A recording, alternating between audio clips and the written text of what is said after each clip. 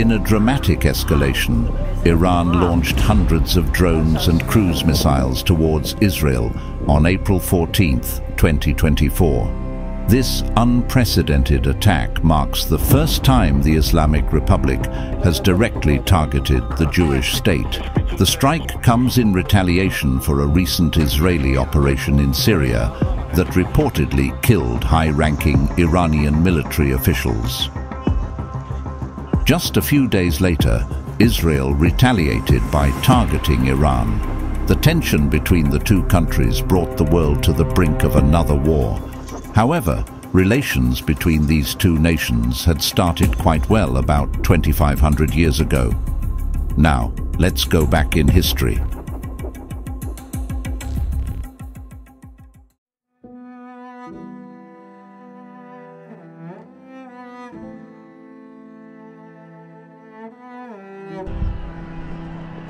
It's 586 BC. The Neo-Babylonian king Nebuchadnezzar II captured Jerusalem. He destroyed the city and the first temple. Many of the elites, nobility, and skilled artisans of Judah were exiled to Babylon. The fall of Jerusalem and the exile were deeply traumatic events for the Judahites, leading to a religious and national crisis. The loss of the temple, seen as the dwelling place of God, and the loss of nationhood led to profound questions about their covenant with God and their identity as a people.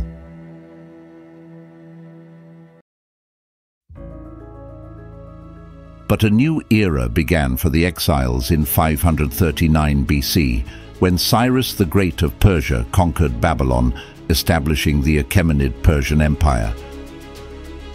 Cyrus issued a decree allowing the exiled Judahites, now known as Jews, to return to their homeland and rebuild their temple in Jerusalem.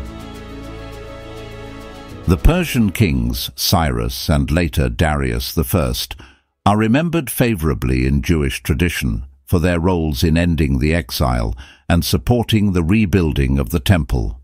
The books of Ezra and Nehemiah in the Hebrew Bible describe the returns of groups of exiled Jews to the land of Israel and the rebuilding of the temple and Jerusalem under Persian rule and support. However, the return was a gradual process, and many Jews remained in Babylon, having established themselves there over the decades of exile. These Jews and their descendants formed the basis of the Jewish diaspora in old Babylonia lands. The Jews who did return to Jerusalem remained under Persian rule for 2 centuries until the conquests of Alexander the Great in the late 4th century BC. During this period, profound religious developments occurred. The Torah was canonized, establishing the core of the Hebrew Bible. The foundations of rabbinic Judaism were laid with the development of biblical interpretation, Jewish law, and the synagogue-based religion that would sustain the Jews through future periods of statelessness and diaspora.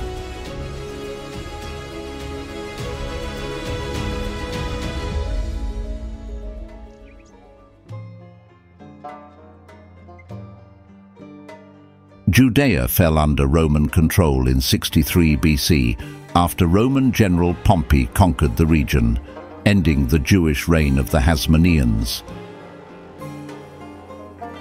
However, the major destruction wouldn't come for years.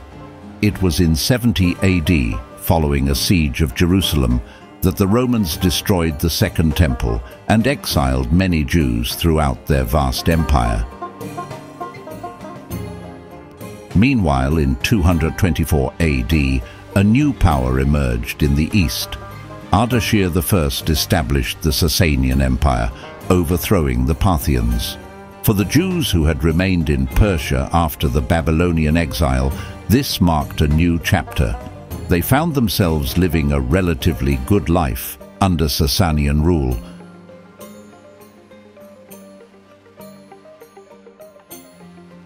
Fast forward to 7th century.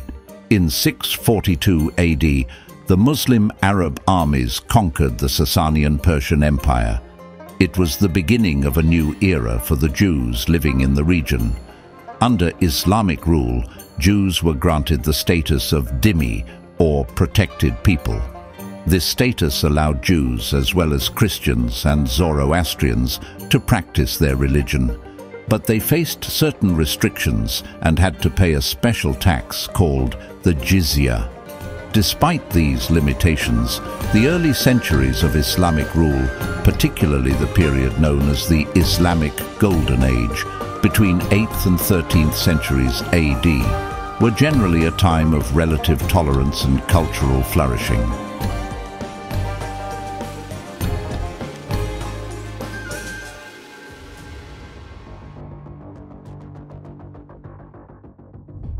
Iran had been under Islamic rule for centuries before the 1500s, but the Safavid Dynasty, which ruled Iran from 1501 to 1736, marks a significant shift in the history of Iran.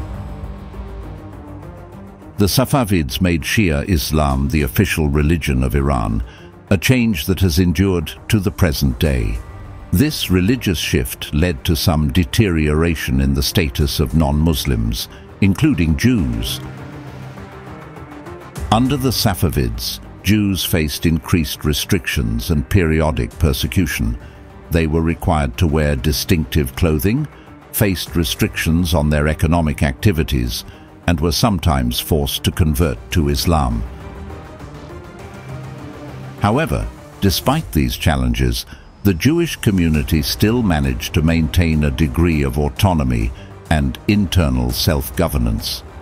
The situation of Iranian Jews began to change in the 19th century due to growing European influence and modernization efforts in Iran. The Qajar dynasty, which ruled Iran from 1789 to 1925, began to implement reforms and sought to modernize the country. These changes had some positive effects for the Jewish community. Under the Pahlavi dynasty, which ruled from 1925 until it was overthrown in the 1979 revolution, ties between Iran and Israel were anything but hostile.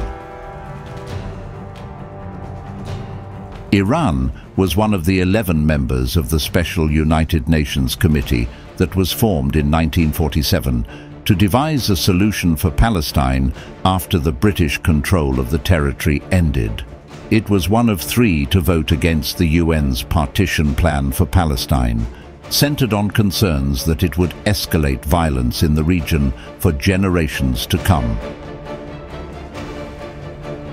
But 2 years after Israel managed to capture more territory than the UN had approved, following the start of the First Arab-Israeli War in 1948, Iran, then under Mohammad Reza Pahlavi, the second Pahlavi king or Shah, became the second Muslim-majority nation after Turkey to officially recognize Israel. Leading up to Israel's establishment in 1948, more than 700,000 Palestinians were ethnically cleansed from their homes by Zionist militias. Palestinians call their forced displacement and dispossession the Nakba, Arabic for catastrophe. Things changed after Mohammad Mossadegh became Iran's prime minister in 1951, when he spearheaded the nationalization of the country's oil industry, which was monopolized by Britain. Mossadegh severed ties with Israel, which he saw as serving Western interests in the region. Things dramatically shifted when Mossadegh's government was overthrown in a coup organized by the intelligence services of the United Kingdom and the United States in 1953. The coup reinstated the Shah, who became a staunch ally of the West in the region. Israel established a de facto embassy in Tehran, and eventually the two exchanged ambassadors in the 1970s. Trade ties grew, and soon Iran became a major oil provider for Israel, with the two establishing a pipeline aimed at sending Iranian oil to Israel and then Europe. Tehran and Tel Aviv also had extensive military and security cooperation, but it was largely kept under wraps to avoid provoking the Arab nations in the region. In 1979, the Shah was overthrown in a revolution, and a new Islamic Republic of Iran was born. Ayatollah Ruhollah Khomeini, the leader of the revolution, brought about a new worldview that predominantly championed Islam and argued for standing up to arrogant world powers and their regional allies, who would oppress others, including Palestinians, to serve their own interests. This meant that Israel became known in Iran as the Little Satan to the Great Satan, that is the US. Tehran cut off all ties with Israel. Citizens could no longer travel and flight routes were cancelled, and the Israeli embassy in Tehran was transformed into the Palestinian embassy. The enmity grew over the decades as both sides sought to cement and grow their power and influence across the region.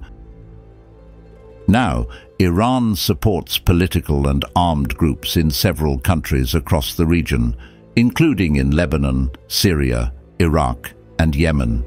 These groups align with the Palestinian cause and perceive Israel as a significant adversary. Israel regards them as terrorist entities and targets them in these countries.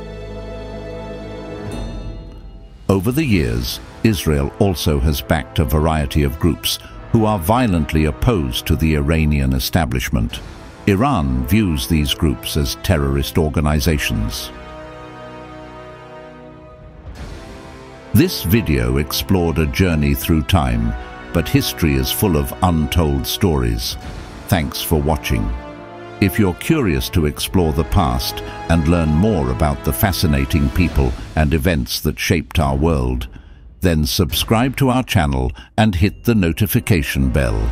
We cover a wide range of topics, so you're sure to find something that sparks your interest.